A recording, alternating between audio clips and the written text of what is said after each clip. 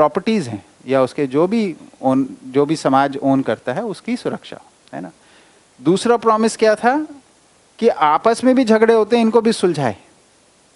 इसको सुलझाने के लिए बोला अमन चैन को बना के रखेगा। तो इंटरनल पीस, एक्सटर्नल से प्रोटेक्ट करेगा, इंटरनल पीस बना के रखेगा। ये दो जिम्मेदारी स्टेट की है। अभी भी जो वर्तमान में हजारों सालों से जो स्टेट चलती आ रही है, चाहे वो राजा हो, चाहे कोई सभा हो, चाहे पार्लियामेंट हो, चाहे वो कोई भी हो, किसी भी विधि से इलेक्टेड हो या नॉन इलेक्टेड हो, उसकी रिस्पॉन्सिबिलिटी तो दो ही हैं कि एक तो जान माल की रक्षा करना, दूसरा अमन चैन को बनाए रखना। तो ये पूरा हो गया क्या? जान माल की रक्षा है? नहीं है। अखबार पढ़ो तो रोज ही, है ना। और अमन चैन जब पहला ही नहीं हुआ तो दूसरा तो दूर की बात है। तो जो सोशल कॉन्ट्रैक्ट है वो तो फेल हो गया। तो हम क्या बोल रहे हैं इधर कि धर्म नीति और राज्य नीति के अभाव में व्यवस्था जो है वो सफल नहीं हो रही। ठीक है। और ये सफल नहीं होती है तो फिर क्या होता है? युद्ध ही होता है, लड़ाई झगड़ा ही चलता रहता है। वही चल रहा है। कभी वो जाति के नाम पे होगा, कभी धर्म के नाम पे होगा, कभी वो इकोनॉमिक क्लास के नाम पे होगा, कभी महिला पुरुष के नाम पे होगा, है ना, कभी वो कम्युनिज्म के नाम पे होगा, कभी वो भगवाकरण के नाम पे होगा। नाम कुछ भी हो, मूल मुद्दा धर्म नीति और राज्य नीति का अभाव।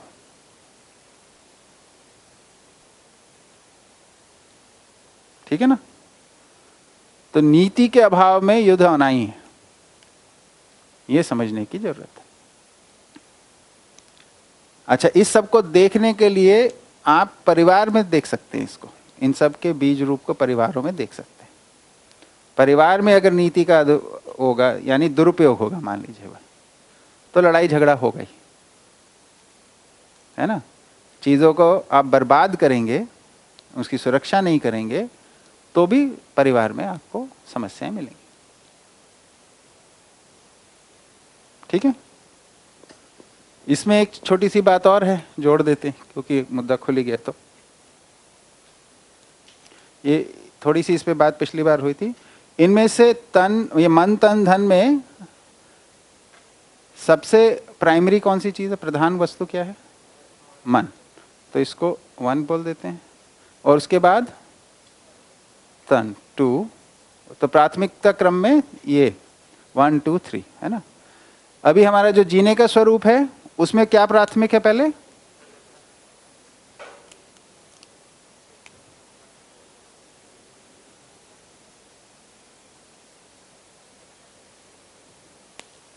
ठीक है। यही नीति के अभाव का कारण है।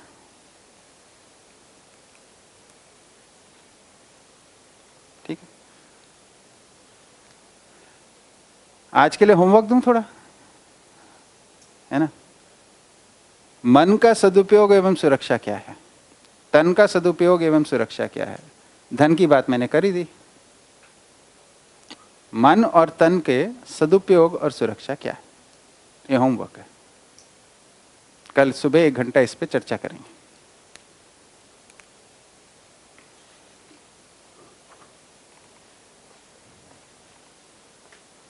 हाँ भैया,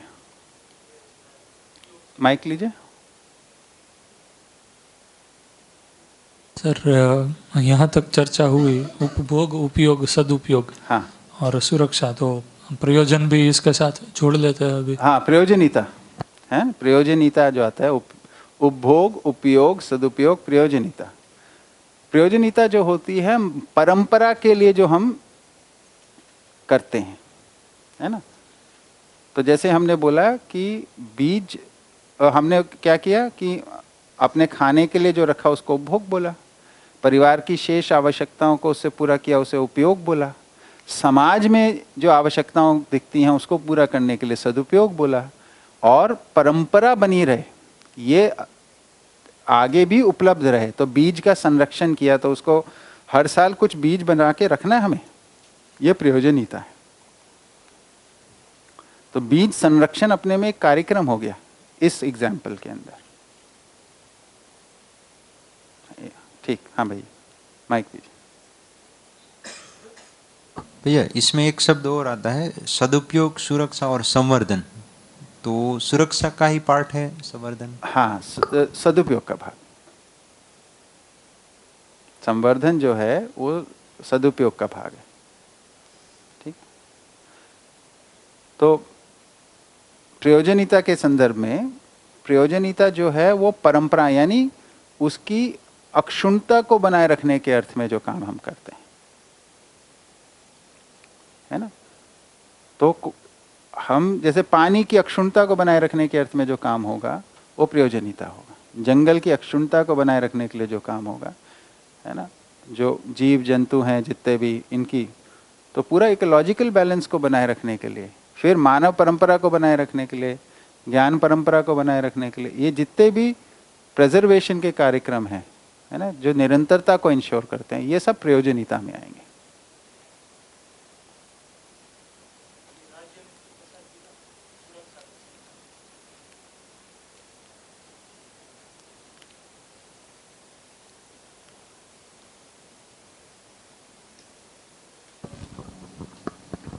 भैया और दो तीन शब्द इसके साथ ही आते हैं, नेगेटिव शब्द हैं, अब भोग, बहुभोग, अतिभोग, ऐसा।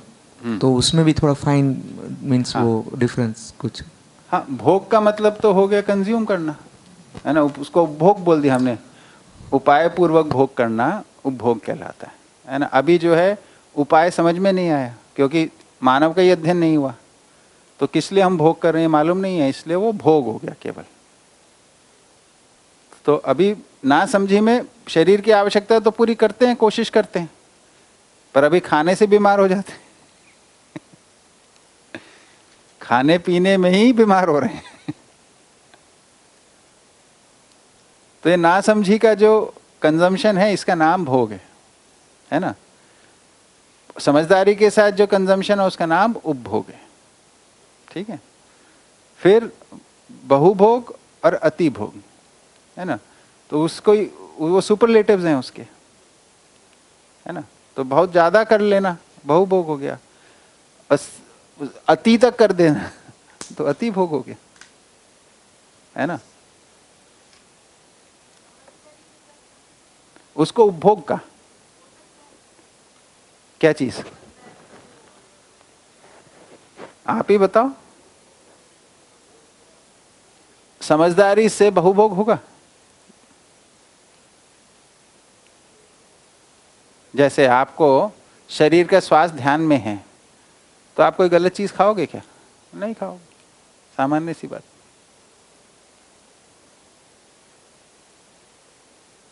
इसलिए प्रमाण जो है वो आचरण में ही है। मैं अपने को बहुत समझदार मान सकता हूं, पर पता तो चलता है कि भाई व्यवहार कैसा करता हूं, कार्य कैसा करता हूं, भोजन कैसे करता हूं, है ना, विहार कैसा करता हूं, आहार विहार व्यवहार, है ना, ये सब मिला के हम पता चलता है कैसा व्यक्तित्व है, समझदारी है कि नहीं है इसके मूल में।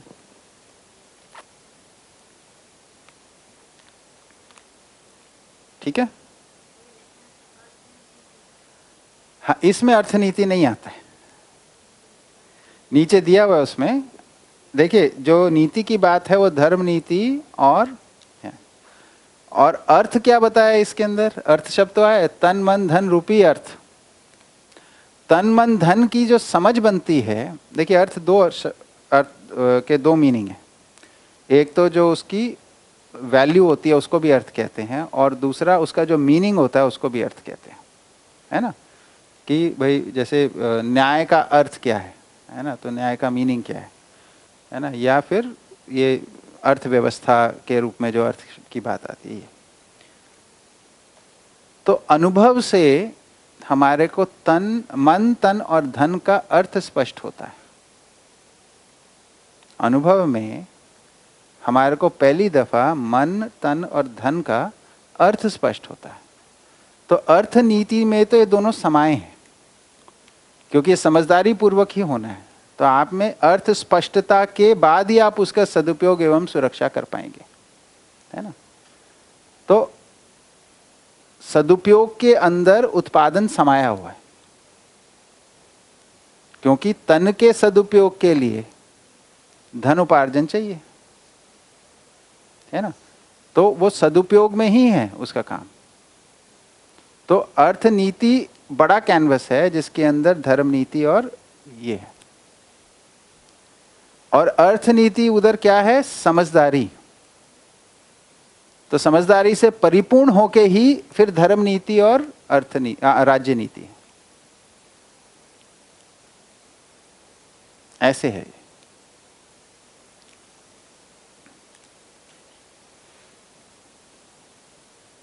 शिविरों में कुछ कुछ अलग सुना हो सकता है आप लोगों ने, है ना? हाँ। कोई नहीं, 2-3 इंटरप्रिटेशन चल रही हैं इसमें, जो ठीक लगे उसको अपना लीजिए। यहाँ पे जो लिखा है आवश्यकता से अधिक उत्पादन, हाँ, वो भी आप जैसे बोले वो अनुभव में ही हो सकता आवश्यकता की पहचान समझदारी पे के ही बाद होते। हाँ।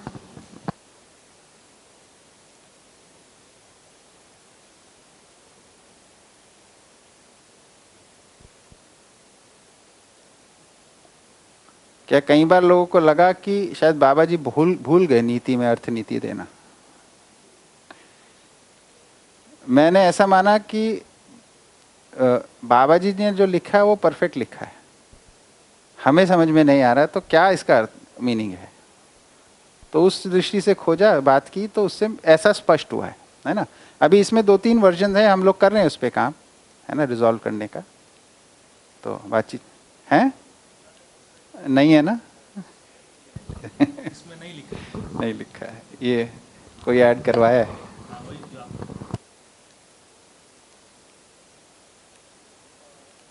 और एक भैया उसमें हम लोग ऐसा समझ रहे थे कि मानव व्यवहार दर्शन में लास्ट के जो अध्याय है उसमें ये राज्य नीति और धर्म नीति आ गया है। हाँ।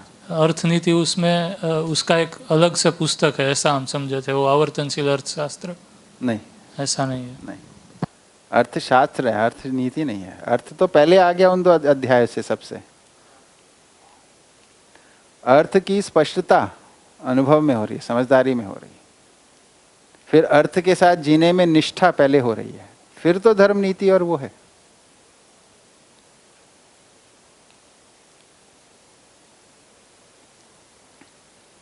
ठीक है, तो ये मानवीयतापूर्ण आचरण स्पष्ट हुआ। ठीक है, ये बहुत काम की बात है,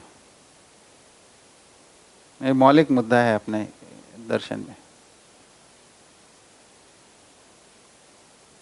अभी देखिए, अभी हम जो सेविंग करते हैं उसके ऊपर तो पिछली बार बात हुई थी ना, कि वो इकोनॉमिक साइकिल से बाहर निकाल दिया हमने उसे। जो अर्थव्यवस्था है वो भी आवर्तनशील है, ठीक है, तभी वो चल सकती है। अगर आवर्तनशील नहीं होगी, अगर हम उस साइकिल में से चीज़ें निकालेंगे तो फिर हमारे को प्रोडक्शन और करना पड़ेगा, है ना। तो जो मॉडर्न इकोनॉमिक सिस्टम के अंदर एक्सेसिव प्रोडक्शन पे क्यों जोर है कि प्रोडक्शन की एक अनलिमिटेड ग्रोथ होनी चाहिए। क्यों है? क्योंकि पूरे इकोनॉमिक साइकिल के हर स्टेप पर वेस्टेज है, ठीक है ना। तो एक्सट्रैक्शन के लेवल पे, रॉ मटेरियल के एक्सट्रैक्शन के लेवल पे खूब वेस्टेज है ना, ये दुरुपयोग हो गया, ठीक है। फिर उसके ट्रांसपोर्टेशन में हम देखिए यहाँ पे कौन से खनिज होते हैं, मतलब हम तो छत्तीसगढ़ में रहते हैं, रोज़ कोयला चलता है, कितनी ट्रेनें चलती हैं, देखते हैं कितनी संभाल के ले जाते हैं वो लोग, है ना। या अनाज कैसे जाता है, ये सब आप देख लीजिए। तो ट्रांसपोर्टेशन में खूब वेस्टेज है। फिर उससे जो प्रोडक्शन हो रही है उस स्टेप पे बहुत सारी वेस्टेज है। प्रोडक्शन के बाद पैकेजिंग की स्टेज पे बहुत ज़्यादा, फिर अगेन ट्रांसपोर्टेशन, फिर रिटेल के लेवल पे। तो ऐसी कैलकुलेशंस करते हैं कि शायद 30-40% तो वेस्टेज हो रहा है इस पूरे इसमें सिस्टम में। एक वो डॉक्यूमेंट्री है स्टोरी ऑफ स्टफ, वो देखनी चाहिए, उसमें ये सब बातें बताई हैं। तो और उसके बाद जो कंज्यूमर के पास आ रहा है वो उसको कितना यूटिलाइज कर रहा है, उस लेवल पे भी, तो कंजम्पशन के लेवल पे भी खूब वेस्टेज है ना। अपना फ्रिज खोल के देख लीजिए घरों में, मिल जाती हैं बहुत सारी चीज़ें हमें जिनका सदुपयोग नहीं हो पाया। आज से 20-30 साल पहले तक चीज़ों को संभालना एक अच्छी वैल्यू के रूप में स्वीकार्य थे हम लोग, अपने भारत में तो स्वीकारते थे। हमारे जो माताजी पिताजी थे वो लोग एक एक चीज़ को, खाने पीने की, कपड़े की, है ना, कपड़ा अगर फटने लगा है तो उसकी सिलाई करना। आज हम लोगों ने वो रिपेयर कराने वाला काम कम कर दिया, है ना, रिप्लेसमेंट में आ गए, उसको एक इमेज का इशू बना लिया, है ना, कि कोई कपड़ा रिपेयर किया हुआ अगर पहना हो तो लगता है कि अरे ये तो ठीक नहीं है, I can do better than this, है ना। तो वो एक क्या कहते थे उसको कि चीज़ों को जो संभालने वाली था, कि एक साड़ी होती थी, पहले साड़ी के रूप में होती थी, फिर उसका साड़ी के रूप में नहीं होती है तो फिर उसका कोई मान लीजिए रजाई का कवर बना दिया, उसके रूप में प्रयोग हो रही है, फिर उसका भी काम नहीं और फटने लगी है तो उसका कोई वो बना दिया, झाड़न वाड़न कुछ बना दिया। तो मतलब वो जब घर से निकलती थी तो वो मतलब एकदम ही झरझर हो चुका, अब उसका और कुछ उपयोग नहीं हो सकता था। तो उस तरीके से वस्तु का इस्तेमाल होता था, है ना। अभी मार्केट इकोनॉमी सिस्टम में सरप्लस केवल देखने के लिए है, लगता है कि हम कभी भी जाके ले आएंगे, लेकिन हम क्या कर रहे हैं, हम फ्यूचर जनरेशन्स को डिप्राइव कर रहे हैं। क्योंकि आज हम जब ओवर कंजम्पशन करेंगे, ओवर प्रोडक्शन करेंगे तो आगे की जनरेशन्स के लिए नहीं मिलने वाला है। जैसे शुद्ध पानी आगे की जनरेशन्स के लिए नहीं मिलने वाला, इस पे झगड़ा होने वाला है, ये तो अब सब बोल ही रहे हैं धीरे धीरे, है ना। शुद्ध भोजन नहीं मिलने वाला। तो ये हम क्या कर रहे हैं सोचने की बात है, ये नीति के अभाव में ये सब चल रहा है। एक बार जब शुरू में मैं शिविर किया 93 में, तो वहाँ पे बहुत सारे लोग आए थे। तो हम लोग उत्तर भारत में, यूपी में, बिजनौर में थे। तो एक बुजुर्ग आदमी थे, उस वक्त उनकी आयु रही होगी 60-70 साल की रहे होंगे, है ना। तो बोलते थे कि हमारे ज़माने में तो दूध की नदियाँ बहती थी, खूब दूध होता था, है ना। तो कई बार बोले तो मैं थोड़ा सा चिढ़ गया, क्योंकि बार बार बोलते थे कि तुम लोगों ने क्या देखा। मैं फिर उसका किया क्या आप लोगों ने, सारा दूध पी गए क्या आप लोग, हमारे लिए कहाँ है दूध। तो उसी चीज़ को मैं सोचता हूँ कि हम लोग ने क्या किया, हमारे बच्चों के लिए क्या बच रहा है। हमसे पहली वाली पीढ़ी ने अच्छा दूध पिया, हमको दूध अच्छा नहीं मिल रहा है, अब कुछ तो अच्छा मिल रहा था, है ना। अब अगली पीढ़ी के लिए थोड़ा और कम हुआ, उससे अगली पीढ़ी के लिए और कम, तो आगे जाके ऐसा आएगा कि पीढ़ी के लिए खाना भोजन ही नहीं बचा, बताइए। तो ये सब नीति के अभाव में, इसके मूल में अज्ञान ही है। क्या अज्ञान है कि ये मैं शरीर हूं, है ना, जन्म से लेकर मृत्यु तक का समय है, इससे ज्यादा कुछ चिंता नहीं करनी है। तो जो खाओ पियो मस्त रहो और मत सोचो। ये अच्छा, अगर खा पी के मस्त हो जाते तो कोई समस्या नहीं थी, वो भी नहीं होता। अच्छा, ये सोचते नहीं है, एक आयु में हम सोचते हैं कि खा पी के हम मस्त हो जाएंगे, फिर थोड़ी देर में लगता है यार शादी ब्याह कर ही लेते हैं, है ना। फिर शादी ब्याह कर लेते हैं तो फिर वो भी झेलना पड़ता है कि अरे अब तो कम से कम एक आदमी के साथ तो बना के रखनी पड़ेगी, पति के साथ या पत्नी के साथ। फिर थोड़े दिन में बच्चे भी हो जाते हैं। अब बच्चों के जब आ जाते तब हमारे को चिंता होती है, अरे दुनिया तो ठीक नहीं है, समाज तो ठीक नहीं है। क्यों? क्योंकि हमारी शिक्षा में ये नहीं है कि हमारे अलग अलग लाइफ स्टेजेस में हमें क्या क्या करना है, मानव की पूरी लाइफ साइकिल क्या है, क्योंकि मानव का अध्ययन ही नहीं हुआ है। तो एक ही लक्ष्य दे रहे हैं, मानव लक्ष्य तो है नहीं। तो लक्ष्य क्या है? पैसा बनाओ और मनमानी करो। शिक्षा का अगर सार भाग निकालें आज की डेट में, तो क्या शिक्षा है? पैसा बनाओ और मनमानी करो। It's my life. फिर गाना भी गाते हैं, ठीक है। ये सब नीति का अभाव है। व्यवस्था में जीना, है ना, ये एक आवश्यकता है मानव की, ये समझ नहीं है।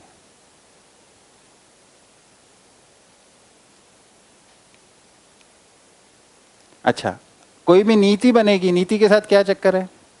नीति एक दो के लिए नहीं बनती। मैं अपने बच्चों के लिए नीति बना दूं, ये नहीं चलेगा। मेरे बच्चों को शुद्ध खाना बन जाए, ऐसा तो होता नहीं। शुद्ध खाना सब बच्चों को मिलेगा तो मेरे बच्चों को मिलेगा, शुद्ध पानी सब बच्चों को मिलेगा तो मेरे बच्चों को मिलेगा। अरे कुछ नहीं होता ना, हम घर में आरओ लगा देंगे, हमारे को मिल जाएगा। शॉर्ट टर्म में सोचते। बैठो बेटा।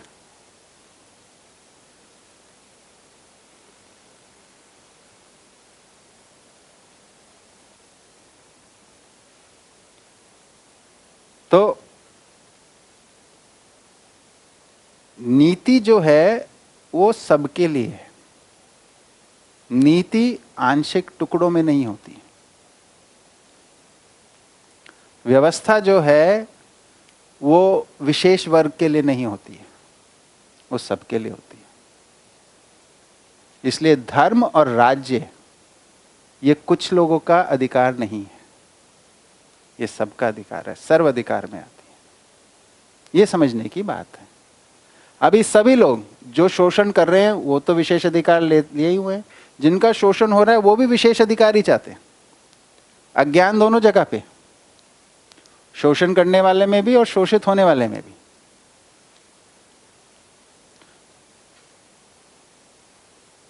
शोषण हो रहा है इसलिए हमें विशेष अधिकार चाहिए, है ना, ये भी नहीं काम करेगा।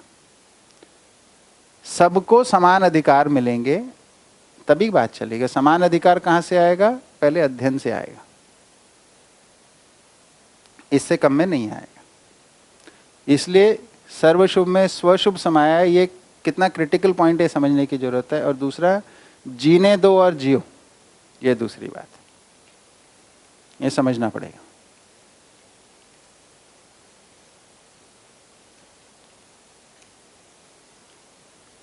ठीक है।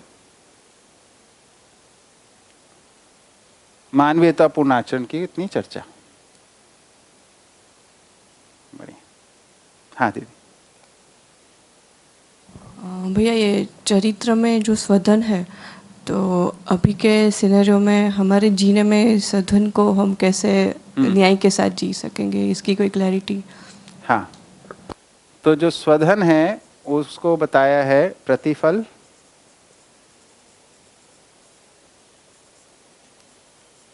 पारितोष और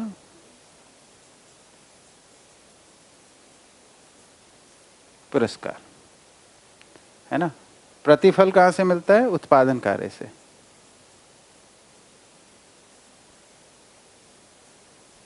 पारितोष न्यायपूर्ण संबंधों के निर्वाह में प्राप्त धन, पारितोष। पुरस्कार समाज में, है ना, विशेष योगदान करने के लिए या श्रेष्ठतापूर्ण योगदान करने के लिए समाज उसको स्वीकारते हुए उसको प्रोत्साहित करने के लिए जो धन देता है उसका नाम पुरस्कार। ठीक है। ये स्वधन के 3 स्वरूप हैं। अब हम जो जैसा जी रहे हैं अभी, है ना, अब जो स्वधन जो होता है वो व्यवसाय के माध्यम से आता है। ठीक है। व्यवसाय जो है वो एक व्यक्ति का नहीं होता है, व्यवसाय व्यवस्था का एक भाग है। व्यवसाय क्या है? व्यवस्था का एक भाग है। जैसे आज आप लोग जो व्यवसाय कर रहे हैं, जैसे आप लोग अध्यापक लोग हैं सब, है ना, तो एक सामाजिक व्यवस्था में कोई योगदान करने के रूप में आप इसको कर रहे हैं, है ना। जो तनख्वाह मिलती है वो तो एक कोइंसिडेंस है कि उसके साथ आपको पैसा भी मिलता है। एक्चुअली तो आप योगदान कर रहे हैं समाज में।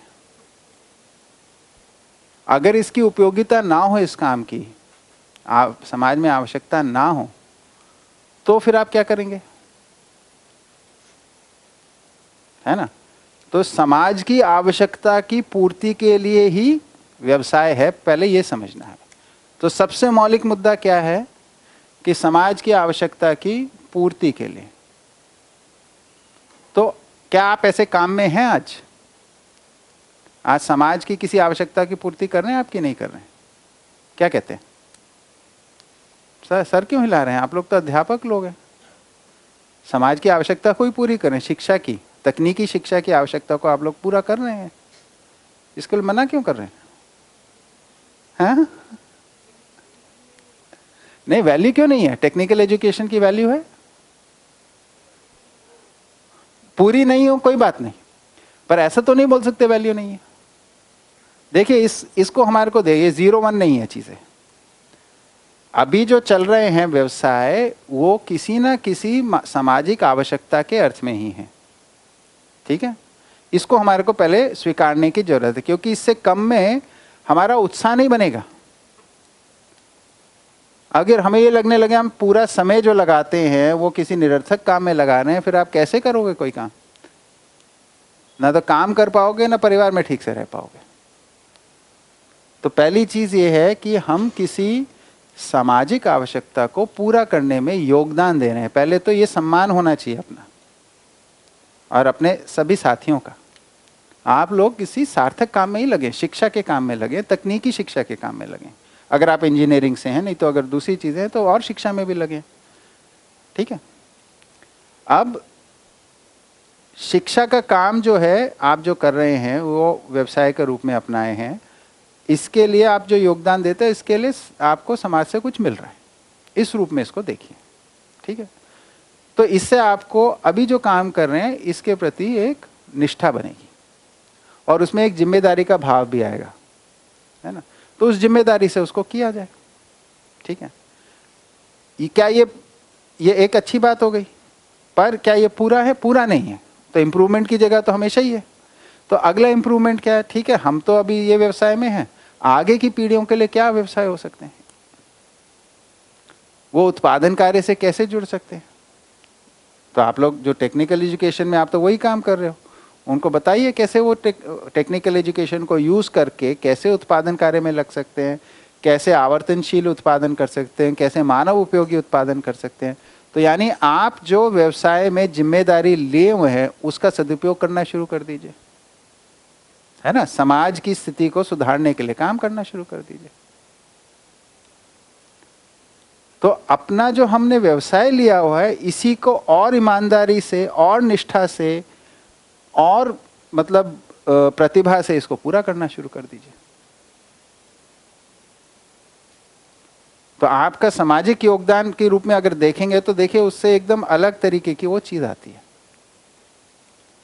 एक जिम्मेदारी अलग निकल के आती है उसमें से। फिर इस काम के ये काम बोझ नहीं लगता है, फिर ये तो हमें लगता है यार ये तो मेरे को स्थापित करने के लिए, ये मेरे परिवार को स्थापित करने के लिए, मानव समाज को स्थापित करने के लिए। आप लोग इतनी अच्छी जगह पे हो, आप लोग शिक्षा के काम में, आपके पास स्टूडेंट्स आ रहे हैं, आपके पास अवसर है। मेरे को करना होता है, मेरे को जाके स्टूडेंट्स ढूंढने पड़ते हैं, आपको रोज स्टूडेंट्स उपलब्ध हैं। अब देखिए ये कितना अच्छा सौभाग्य है, ठीक है ना। अब स्टूडेंट्स को हमें क्या देना है वो आप लोग ठीक से योजना बना के सब लोग मिलके करिए, क्या देना है। बहुत सारा करिकुलम में दिया ही हुआ है, बहुत सारी अच्छी बात है, उसमें 98% सही है, गलत नहीं है। वो जो कमी है वो वही है कि भाई एक तो मानवीयता के अर्थ में लक्ष्य की स्वीकृति होना, है ना, कि हमको मिलके कुछ, हमको को क्रिएट करना है। समाज जो है, व्यवसाय जो है समाज में, ये को क्रिएशन के अर्थ में, तो उस पे हम बच्चों का ध्यान लें। तो हमारा जो स्वधन है, जो धन हमें मिल रहा है अभी, है ना, समाज के अंदर, ये एक रिस्पेक्टेबल तरीका है जिससे आप ले रहे हैं, ठीक है। इस धन को आप लेते हुए समाज के अंदर जो जिम्मेदारी पूर्वक करने वाला काम है उसको करिए, ठीक है। फिर उत्पादन वाली अगली पीढ़ी की देखिए, क्या आज की डेट में आप उत्पादन करना शुरू कर देंगे और हो जाएगा? ऐसा नहीं है। मेरा ऐसा मानना है कि 2-4% लोग उस काम को कर पाएंगे। 100 में से 2-4 लोग हैं जो जॉब छोड़ के अपना कोई उत्पादन सेटअप कर लिया और सफल हो जाए, है ना। तो पर हम तो सबकी बात कर रहे हैं, तो सबके अंदर जो सर्वाधिक हैं वो लोग जिस व्यवसाय को अपनाए हुए हैं, मिडिल एज में आके व्यवसाय बदलना कोई आसान काम नहीं होता है। उसके लिए एक शिक्षा होती है, उसकी एक ट्रेनिंग होती है, अभ्यास होता है, उससे आपकी परिस्थितियां सजी होती है। अब इसको आप एकदम चेंज कर दो, ऐसा होता नहीं। तो उस तरफ जाने की जरूरत नहीं है। अभी आप लोग जहां हैं वहां पे जिम्मेदारी पूर्वक कैसे हम पूरा करें इसे, इसको हम अपना सकते हैं बहुत अच्छे से, है ना।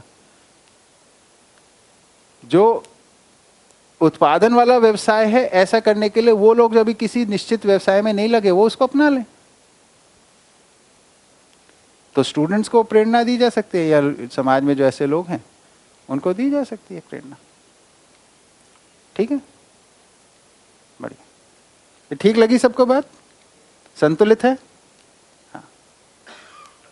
देखिए, कोई भी ड्रास्टिक चेंज से कभी कोई स्थिरता नहीं आती है। ड्रास्टिक चेंज से इंस्टेबिलिटी आती है, अस्थिरता। जीने का जो तरीका है वो क्रमिक है,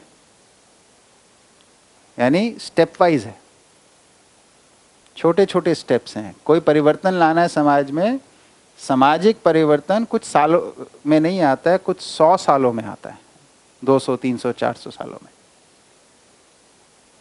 सबसे पहले शिक्षा में परिवर्तन आएगा, फिर अभ्यासों में परिवर्तन आएगा, फिर व्यवस्था में परिवर्तन आएगा। हमें इस स्टेप को समझना चाहिए। अगर हम इसको नहीं समझते, हमें लगता है कि हम आज मैं समझ गया और मैं जाके व्यवस्था बन जाऊंगा, तो नहीं होता।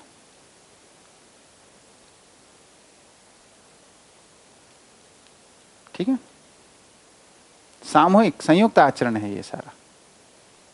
तो अभी पहला स्टेप है वातावरण बनने का। और वातावरण के लिए सबसे अच्छी जगह, मतलब मेरे को तो आत्मीय यूनिवर्सिटी इतनी बढ़िया जगह लगती है। यहाँ पे इतने सारे लोग मिलके अध्ययन कर रहे हैं इंस्टीट्यूशनल वे से, है ना। यहाँ पे स्वामी जी का, पूरे मैनेजमेंट का, सबका सहयोग प्राप्त है। तो आप लोग के पास तो काम करने के लिए बहुत सारा जगह है ना। तो इसके अर्थ में काम किया जाए। यहाँ पे ये पूरी धरती के लिए स्रोत बन सकती है स्थली, क्योंकि ये काम गति से बढ़ेगा तो एजुकेशनल इंस्टीट्यूशन से ही बढ़ेगा, है ना, क्योंकि वो एक सिस्टमैटिक अप्रोच है। ठीक, चलिए। हाँ भैया।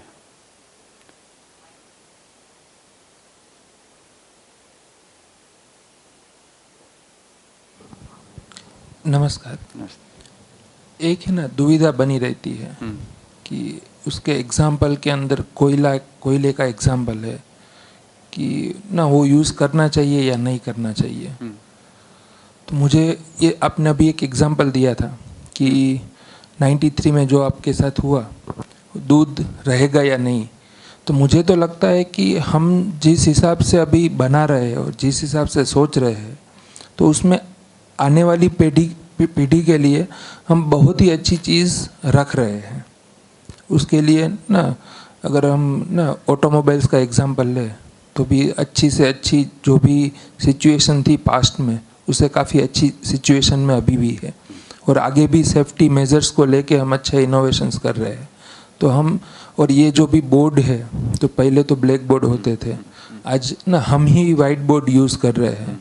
मेरी स्कूलिंग्स में भी वाइट बोर्ड नहीं होते थे, तो और आज हम ये यूज़ कर रहे हैं। तो मुझे तो लगता है कि हम ना थोड़ी जिम्मेदारी और बड़ा है, तो अगली पीढ़ी के लिए हम काफ़ी अच्छी चीज़ कर रहे हैं। तो दुविधा ये बनती है कि कोयले का यूज़ करके और ना स्टील वगैरह, जिसके लिए ना काफ़ी हमें नेचर से चीज़ें लेनी पड़ती है, तो वो लेनी चाहिए या नहीं लेनी चाहिए।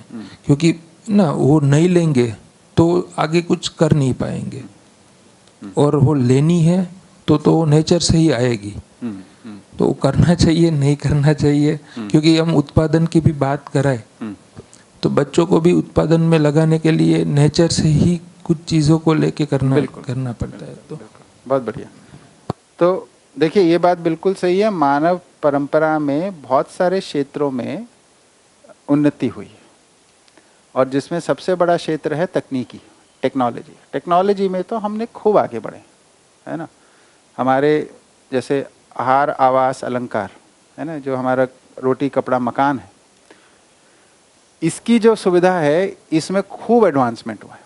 एक टाइम पे आदमी को खाना खाने के लिए दर दर भटकना पड़ता था, है ना। आज घर बैठे खाना आ जाता है, और कुछ जो खाना चाहे वो मिल जाएगा, है ना। तो ये टेक्नोलॉजी के माध्यम से ही हुआ है ना। फिर ऐसे ही कपड़े का है ना। कपड़ा तो पहले लोग बहुत बेयर मिनिमम पहनते थे, फिर एक टाइम पे तो पत्तों से ही काम चलता था, छाल से काम, फिर कपड़ा बना किसी तरीके से, और आज देखिए हम लोगों के पास कम से कम नहीं तो 50 जोड़ी सबके घर में पड़े होंगे, है ना। तो ये टेक्नोलॉजी ने ये तो हमारे को दिया है, तो टेक्नोलॉजी एडवांसमेंट हुआ है, नो डाउट, है ना। अब टेक्नोलॉजी का यूज़ नहीं करना है ऐसा नहीं बोल रहे इधर, टेक्नोलॉजी का यूज़ सदुपयोग के लिए करना है ना, सुरक्षा के लिए करना है, नीति पूर्वक करना है, इतना कह रहे हैं। तो हम क्या कह रहे हैं कि जब रॉ मटेरियल को तो यूज़ करेंगे, पर रॉ मटेरियल के एक्सट्रैक्शन के समय में जो वेस्टेज है, ट्रांसपोर्टेशन के समय जो वेस्टेज है, प्रोडक्शन के समय जो वेस्टेज है, फिर जो मार्केटिंग करने के लिए जो वेस्टेज है, इन वेस्टेजेस को मिनिमाइज किया जाए, है ना। ये तो कर ही सकते हैं बड़े आराम से, है ना। अभी तो पूरा का पूरा सिस्टम मतलब वेस्टफुल इकोनॉमिक सिस्टम हो गया। तो ये नहीं बोल रहे हैं कि इकोनॉमिक सिस्टम नहीं होगा, इकोनॉमिक सिस्टम होगा पर वेस्टफुल नहीं होगा, उसको मिनिमाइज करेंगे। वेस्ट को हम जो भी लॉसेस होते हैं उनको मिनिमाइज करने की बात कर रहे हैं। अभी जैसे हमने एक टेक्नोलॉजी बना ली, पेन बड़ा अच्छा लिखने के लिए, लेकिन ये सारे यूज एंड थ्रो हैं, एक बार खत्म हो गया फेंको, है ना। तो ये यूज एंड थ्रो होना जरूरी है क्या इसको, है ना। अभी जैसे बहुत सारी स्टडी, तो इसमें क्या हो रहा है, टेक्नोलॉजी एडवांसमेंट जो हुआ, रॉ मटेरियल एक्सट्रैक्शन जो हुआ, इन दोनों के कॉम्बिनेशन में एनवायरमेंटल जो लॉसेस हो रहे हैं, है ना, इसके अंदर इकोलॉजिकल बैलेंस बिगड़ रहा है मेजरली। तो इसको कैसे ध्यान में रखते, इकोलॉजिकल बैलेंस को ध्यान में रख के कैसे प्रोडक्शन की जाए, कैसे इकोनॉमिक सिस्टम को डेवलप किया जाए, ये रिसर्च की बात हो गई, इसमें हमें ध्यान देना चाहिए, इसको इधर कहा जा रहा है। दूसरा, अभी मार्केट ही सबसे मतलब ऊपर हो गया, इकोनॉमिक्स सबसे ऊपर आके बैठ गई है ना। उसमें प्रॉफिट, एंडलेस प्रॉफिट को हमने लक्ष्य स्वीकार लिया। अब एंडलेस प्रॉफिट सबके लिए नहीं हो सकता, तो इसकी वजह से बहुत सारा एक्सप्लॉयटेशन हो रहा है। और एक्सप्लॉयटेशन के लिए देखिए क्या मानसिकता बन जाती है कि जब तक मेरी चल रही है, मेरे को जो एक्सप्लॉयटेशन कर सकता हूँ कर लूँ, फिर मेरा टाइम खत्म हो जाए किसी और का आ जाएगा, तो I should do it in that much time, this is my opportunity. ये एटीट्यूड आ गया सब जगह पे, चाहे एक बड़ी कॉरपोरेट हाउस हो या एक छोटा सा व्यापारी हो, सब लोग जिसकी जब जहाँ चल रही है वहाँ पे मैक्सिमम एक्सप्लॉयटेशन कर लो, ये एटीट्यूड आ गया है, ये प्रॉब्लम है। तो एक्सप्लॉयटेशन मानव परंपरा में जीने का तरीका नहीं है, ये हमारे को शिक्षा के माध्यम से ठीक करना है। तो डेफिनेटली बहुत सारी चीज़ें इंप्रूव हुई हैं, इसको हमें एक्नॉलेज करना है, जो इम्प्रूवमेंट्स हैं उनको बना के रखना है, जो डैमेज हम कर रहे हैं उस डैमेज को मिनिमाइज करना है, वेस्टफुलनेस को मिनिमाइज करना है और धरती को संतुलित बनाना है। यही तो मैसेज है इसके अंदर, है ना। अब जहाँ तक जैसे कोल का एग्जाम्पल आपने लिया, तो कोल यूज़ नहीं करना ऐसा नहीं बोल रहे, पर कोल का यूसेज कितना हो, हमें ज़रूरत कितनी है। अभी क्या है, हम लोग एक परिवार में तो आवश्यकता को निर्धारित कर नहीं पा रहे, धरती पे कैसे करें, या राष्ट्र में, नेशन में कैसे करें, कितना कोल चाहिए। तो अभी तो बेसिकली कितना एक्सट्रैक्ट करना है इसका कोई बेसिस ही नहीं है, वो अपने आप इंडिपेंडेंट चल रहा है एक्सट्रैक्शन, है ना। और उसका यूटिलाइजेशन वो एक अलग ही चीज़ हो रही है, कहीं पे कभी एक्सट्रैक्शन है वो कम पड़ रहा है, कभी वो एक्सेसिव होता जा रहा है, इससे मार्केट फ्लक्चुएट होती रहती है, सब तो आप जानते ही हैं, है ना। सारे मार्केट जो हैं, जो मिनरल के जितने भी मार्केट्स हैं, ओवर प्रोडक्शन के टाइम पे गिर जाते हैं, अंडर प्रोडक्शन के टाइम पे चढ़ जाते हैं, वो सब तो स्पेकुलेटिव मार्केट्स हो गए हैं सारे के सारे। तो उसमें कोई तालमेल ही नहीं है, तो कोई व्यवस्था नहीं। तो मानव जाति जो है ये कोऑर्डिनेटेड वे में ही सही से जी सकती है, ये बात हम कह रहे हैं। उसके लिए समझदारी चाहिए, तो समझदारी पूर्वक पहले हम कुछ चीज़ों को, पहले शिक्षा को ही ठीक करना पड़ेगा, है ना। जितने लोग शिक्षित होते जाएं वो शिक्षा को ठीक करने में लगें, शिक्षा ठीक होगी तो बाकी सब क्रियाकलाप हमारे व्यवस्थित होने शुरू होंगे। पहले छोटे वाले लेवल पे ठीक होंगे, फिर धीरे धीरे बड़े वाले लेवल के ठीक होंगे, ये प्रोसेस बनेगा। ठीक है, आपका प्रश्न का उत्तर हुआ? ठीक। बस धीरे धीरे ऐसा ही लगता है कि जो भी मेजरमेंट है कि कितना कोयल है वो निकालना है या कोई भी और है, तो धीरे धीरे अध्ययन और शिक्षा से ही मुझे लगता है कि वो मेजरमेंट आएगा। जी हाँ, देखिए एक तो क्वांटिटी है मेजरमेंट में, दूसरा एक समझ है कि देखिए प्लैनेट अर्थ फाइनाइट है, है ना, और फाइनाइट के ऊपर जो भी रिसोर्स होगा वो फाइनाइट ही होगा, लिमिटेड ही होगा। तो इसलिए हर रिसोर्स का हमें सदुपयोग करना है, और उसके अंदर कोई साइकिल है जिसको हम मेंटेन करके उसको, उस सोर्स को हम परपेचुअल बना सकें तो बहुत अच्छी बात है ना। उसकी शाश्वतता को अगर हम इंश्योर कर पाए आवर्तनशीलता से, ऐसी स्टडीज होनी चाहिए, है ना। तो आज की डेट में तो कोयले के तो बहुत अल्टरनेट आ गए हैं। अभी देखिए सबसे ज़्यादा कोयला तो थर्मल एनर्जी के लिए यूज़ हो रहा है ना, फिर स्टील इंडस्ट्री के लिए यूज़ हो रहा है ना। तो थर्मल एनर्जी के तो बहुत ऑप्शन, जर्मनी ने पूरे अपने आप को फ्री कर लिया उससे, है ना। यूरोप में बहुत सारे देशों ने फ्री कर लिया। हाँ, तो अब ये तो नेशन स्टेट तक आ गया, है ना। तो अभी हम लोग भी कर सकते हैं इस काम को, है ना। हाँ, कुछ कह रहे थे भैया?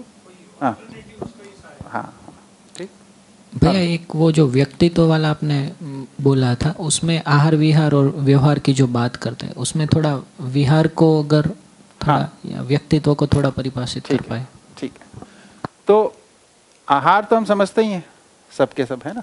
जो भी हम शरीर से भोग रहे हैं वो सब आहार, उसमें सब आ जाता है। विहार क्या है कि देखिए, व्यवहार जो होता है जिम्मेदारी के साथ है। व्यवहार में जिम्मेदारियां निहित हैं। जैसे माता पिता संबंध, पिता की एक जिम्मेदारी, माता पिता संतान संबंध, और संतान की एक निश्चित जिम्मेदारी। तो जिम्मेदारी के आधार पे हम जो क्रियाकलाप करते हैं उसको व्यवहार कहते हैं, है ना।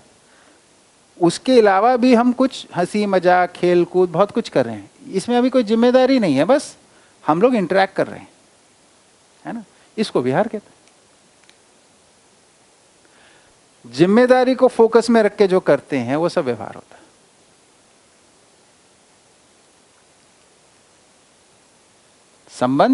संबंध की पहचान का मतलब संबंध की में निहित जिम्मेदारी और अपेक्षाओं को पहचाना, इसके को मूल में बेस बना के अब हम कुछ करते हैं। मान लीजिए बच्चे हैं, बच्चों से बात करनी है ना, उनकी शिक्षा ठीक से नहीं चल रही, तो हमारे को उनकी शिक्षा पूरी करना हमारी जिम्मेदारी है, उनकी संरक्षण के अर्थ में। तो अब ये हम व्यवहार कर रहे हैं उनके साथ, है ना। बच्चों के साथ कुछ खेल रहे हैं, ये विहार हो रहा है, ठीक है ना। तो जब हमारे जिम्मेदारी फोकस में है तब वो व्यवहार है। उसके अलावा भी तो हम बहुत सारा इंटरेक्शन करते हैं, वो सब विहार है।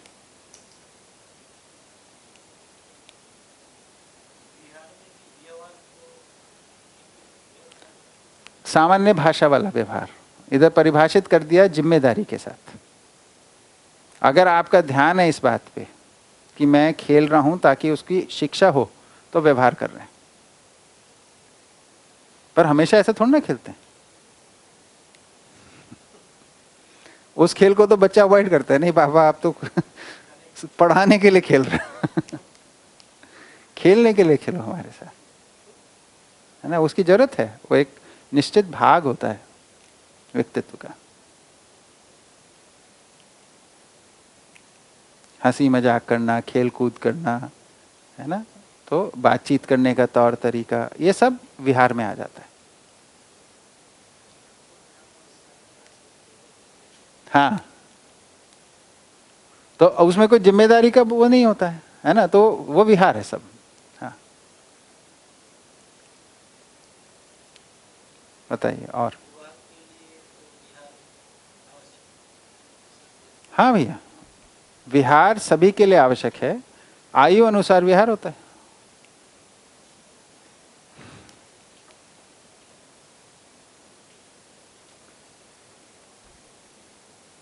जो विहार छोटे बच्चे करते हैं, है ना, युवा वैसा नहीं करता है। जब वृद्ध लोग करते हैं वो नहीं करते, है ना। अभी एक आयु के बाद सब लोग वॉक पे जाते हैं, छोटे बच्चे थोड़ा ना वॉक पे जाते हैं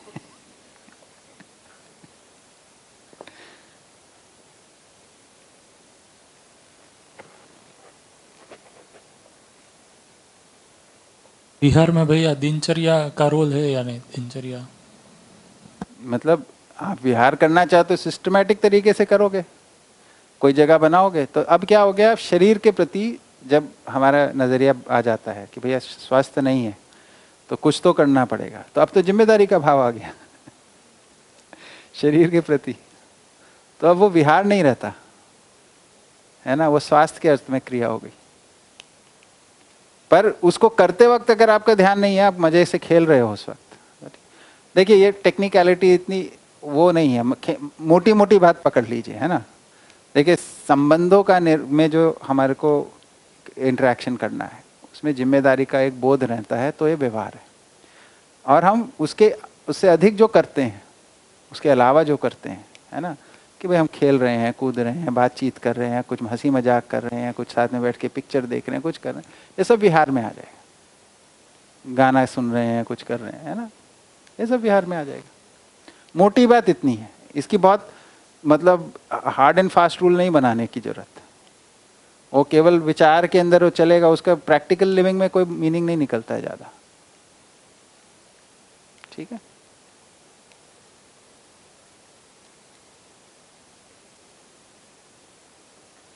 ये सब बच्चों के साथ या आपस में होना चाहिए, नहीं होना चाहिए, विहार की जरूरत पड़ती है ना, आवश्यक है वो।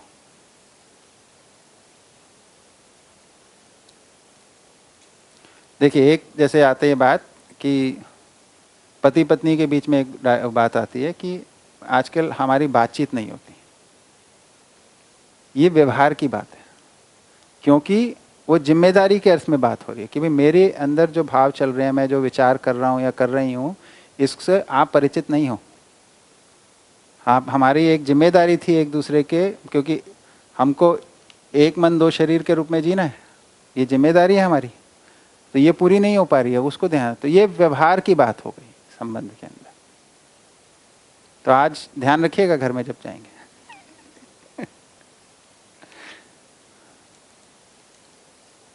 जी। अच्छा व्यवहार और बुरा व्यवहार क्या होता है? हाँ, अच्छा व्यवहार और बुरा व्यवहार, देखिए पहले तो अच्छा और बुरा कौन निर्धारित करेगा, है ना। तो अच्छा बुरा मैं, जैसे आप और हम व्यवहार करेंगे, तो मैं भी उसको अगर अच्छा बोलता हूँ और आप भी उसे अच्छा बोलते हो तो वो अच्छा है, नहीं तो वो बुरा है। पहली बात ये समझ में आया। मैं कुछ, आप और हम कुछ व्यवहार कर रहे हैं, तो मैंने जो आपके साथ किया उसे मैं तो अच्छा मानता ही हूं, आप भी अच्छा मानते हो अगर, तो वो अच्छा है। ठीक है ना। मैं जैसे अभी क्लास ले रहा हूं यहाँ पे, तो मैं इसको मानता हूं मैं तो बहुत अच्छी क्लास ले रहा हूं, आप भी मानते हो बहुत अच्छी क्लास ले रहा हूं, तो ये अच्छी क्लास हो रही है। ठीक है, मैं मानता हूं अच्छी क्लास ले रहा हूं और बाकी सब लोग मानते हैं नहीं अच्छी क्लास नहीं हुई, तो ये अच्छी क्लास नहीं। तो अच्छे बुरे को पहचानना दोनों लोग करते हैं, सब मिलके करते हैं साथ में। अच्छा बुरा एक व्यक्ति नहीं करता है, पहली बात। तो जो मुझे भी अच्छा लगता है और बाकी लोगों को भी अच्छा लगता है वही अच्छा है। ठीक है, इसके लिए तो उनसे भी पूछना पड़ेगा ना, आपको ये ठीक लग रहा है? जैसे मैं पूछ रहा हूं ना बार बार, ये बात आपको ठीक लगी? ठीक है, इससे क्या होता है, इससे बातचीत शुरू होती है, इससे संवाद शुरू होता है, तो हमारी एक दूसरे के प्रति जिम्मेदारी बनी रहती है, ये अच्छा व्यवहार हो जाता है। इससे जो भी कम करते हैं इसको भूल जाते हैं, वो बुरा व्यवहार हो जाता है। कुछ बुरा व्यवहार होता है जो एकदम पता चल जाता है कि ये तो बुरा कर दिया, कुछ भी बुरा व्यवहार होता है जो कुछ समय बाद पता चलता है ना। जैसे वो शिकायत, मेरी बेटी एक बार बोली, पापा आप तो मेरे को जानते ही नहीं हो, है ना। अब मेरे को लगा मैं तो जानता हूँ, उसको लगता नहीं जानते, तो अब भेद आ गया दोनों के मूल्यांकन में, तो ये गड़बड़ हो गई। तो व्यवहार में मूल्यांकन परस्पर है, दोनों मिलके करते हैं, सही हुआ कि गलत हुआ। समझ में आया? ठीक लगा? ब्रेक का समय हो गया ना? हाँ,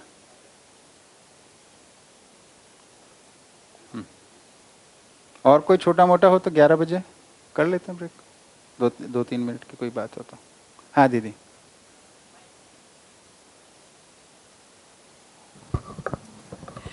भैया ये जो अर्थ नीति, इस बार मुझे लग रहा है कि थोड़ा समझ में आ रहा है। अर्थ नीति जब बोल रहे हैं तो हम अर्थ एज एन ऑब्जेक्ट ले रहे हैं कि अर्थ मीनिंग ले रहे हैं? हाँ, तो सभी ऑब्जेक्ट्स का मीनिंग पकड़ में आ गया, इसलिए उस ऑब्जेक्ट के साथ, हर ऑब्जेक्ट के साथ क्या करना है ये भी स्पष्ट हो गया। ये अर्थ नीति। जैसे ये वाला सेंटेंस यहाँ लिखा है हमने कि मन तन धन रूपी अर्थ, तो हम यहाँ मन तन धन को एज एन ऑब्जेक्ट भी ले रहे हैं? ऑब्जेक्ट ही ले रहे हैं यहाँ पे, ही ले रहे हैं। हाँ। इसके मूल में वो बोला ना कि समझदार माना भी करेगा, तो समझदार में मीनिंग आ गया, इसको मैं पहले क्वालिफाई कर दिया। मीनिंग समझदार में स्थापित हो गया, तभी तो वो मन तन धन का सदुपयोग कर पाएगा। तो उसका प्री रिक्विजिट है वो समझदारी, उससे कम में नहीं होगा। तो अर्थ नीति से संपन्न होने के बाद ही आप धर्म नीति और राज्य नीति को में भागीदारी कर पाएंगे। तो अर्थ नीति एज एन एक्सक्लूसिव कुछ नहीं है, ऐसा मान सकते हैं? हाँ, इस दर्शन में एक्सक्लूसिव कुछ है ही नहीं, क्योंकि सह अस्तित्व है। जैसे धर्म नीति राज्य नीति समझ में आ रहा है बहुत अच्छे से कि हाँ। इन तीनों का सदुपयोग धर्म नीति, हाँ। और इनकी सुरक्षा राज्य नीति। हाँ। पर फिर अर्थ नीति अगर साथ में लेने जाए तो फिर पहले तन मन धन का मीनिंग जानना पड़ेगा। What does it mean? हाँ, तो उसको हम अर्थ वहीं पे बोल रहे हैं। हाँ, कि ये पहले है क्या? हाँ, तो यहाँ पे इस देखिए ऑब्जेक्ट के रूप में तो हम उसको पहचानते हैं, इनको तीनों को आज भी, है ना। लेकिन इस ऑब्जेक्ट का पर्पस क्या है, प्रयोजन क्या है, उसकी भूमिका क्या है, रोल क्या है, इसको हम समझदारी पूर्वक पहचानते हैं, जो कि अनुभव में होता है ना। उसको होने के बाद अब हम ये करने में सक्षम हो पाएंगे। अर्थ की स्पष्टता ना हो तो तन मन धन के क्या कर रहे हैं वो आज देख ही रहे हैं आप, प्रायोरिटी यही बनी रहती है नीचे वाली।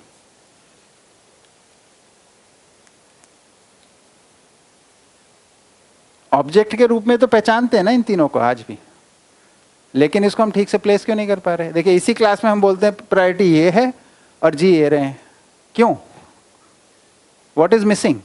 तो दिस इज मिसिंग।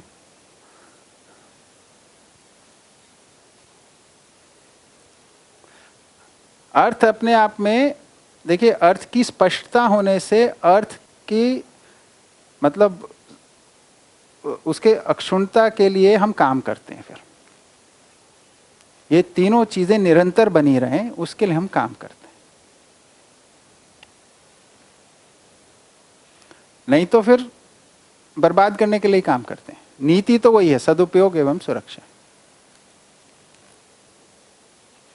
क्योंकि इसके अंदर कोई क्रिएशन नहीं है सच, है ना। यूटिलाइजेशन है रिसोर्सेज का। रिसोर्सेज तो नेचर में है ही सारे। We don't create anything, we just add value to things.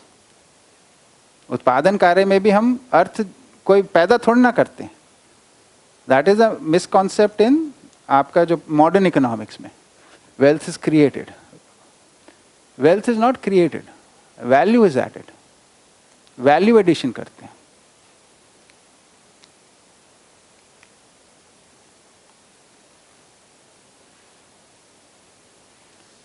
पर वैल्यू एडिशन किससे करते हैं? उसमें एडिशन क्या हो रहा है? तो हमारा श्रम लग रहा है। रॉ मटेरियल को रिफाइन करने में हमारा श्रम लगता है, तो रिफाइंड मटेरियल मिल गया। फिर उसको प्रोसेस करने में हमारा श्रम लगता है, फिर प्रोसेस्ड चीज हमारे सामने आ गई। ये वैल्यू एडिशन है। प्रकृति से जो मिलता है उसको बोलते हैं संपदा, प्राकृतिक संपदा। उत्पादन से जो मिलता है ना, उसको उत्पादित वस्तु कहते हैं। संपादित वस्तु और उत्पादित वस्तु। तो रॉ मटेरियल संपादित वस्तु है, और जिसमें वैल्यू एडिशन हो गया है वो उत्पादित वस्तु है।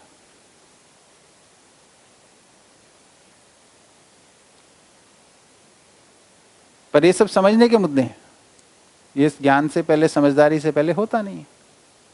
अभी तो क्या अधिकार से वैल्यू है। किसी भी आधार पे हमारे अधिकार बन गए, ये जमीन हमारी है ना। आपकी कैसे? हमारे पिताजी की थी इसलिए हमारी है। आपके पिताजी की कैसे थी? उनके पिताजी की थी। तो कभी तो ना कभी तो ये आपके परिवार की नहीं रही होगी, तब आपकी कैसे हुई?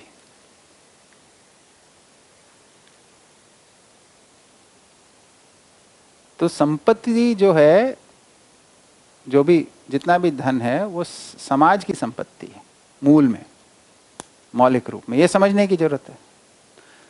तो धन जो है वो समाज की संपत्ति है, तो उसको अपनी आवश्यकताओं को पूरा करने के लिए मैं इस यूटिलाइज कर रहा हूँ, चाहे धरती को कर रहा हूँ या जंगल को कर रहा हूँ या हवा को कर रहा हूँ। तो ये एक तरीके से मैंने समाज से ले रखी, उस पर अपना श्रम का प्रयोग करने के लिए। तो समाज ने मेरे प्रति एक पहले ही एक उपकार किया हुआ है ये प्रदान करके। अभी हम उल्टा सोचते हैं, इस पे मेरा अधिकार है और समाज को मैं इसमें से देता हूं, मैं उस समाज पे उपकार कर रहा हूं। तो एकदम रिवर्स है ये। इसलिए दुर्दशा है मानव जाति की। ठीक है। तो अर्थ की स्पष्टता की जो महिमा है वो समझ में आती है ना। वो जब तक समझ पूरी नहीं होती है हमें समझ में ही नहीं आता ये करना क्या है। तो हम फिर वही धन हमारे लिए फर्स्ट प्रायोरिटी बना रहता है, और धन का भी हम क्या कर रहे होते हैं, उसको संग्रह कर रहे होते हैं। संग्रह का मतलब क्या होता है? इकोनॉमिक साइकिल से बाहर निकाल रहे हैं। इकोनॉमिक साइकिल से बाहर निकालने का मतलब क्या है? हम नीड क्रिएट कर रहे हैं कि और एक्सट्रैक्शन, और जो रिसोर्सेज हैं उसको निकाला जाए और प्रोडक्शन की जाए। तो अनंत प्रोडक्शन है ना, वो संभव नहीं है। तो कुछ तो डिप्लीट हो ही जाएगा, एग्जॉस्ट हो ही जाएगा। तो सस्टेनेबल नहीं है कुछ भी। तो सस्टेनेबिलिटी होनी चाहिए, इस पे हमारा ध्यान समझ से ही आता है। All economic activity has to be sustainable. Linear नहीं हो सकता, इसलिए साइक्लिक ही होना पड़ेगा। ये सब समझने की बातें। तो समझना ही अर्थनीति है। समझकर जीना या समझ के आधार पे जीऊंगा, इसमें निष्ठा, यही अर्थनीति है। उसके बाद फिर ये सदुपयोग और सुरक्षा है।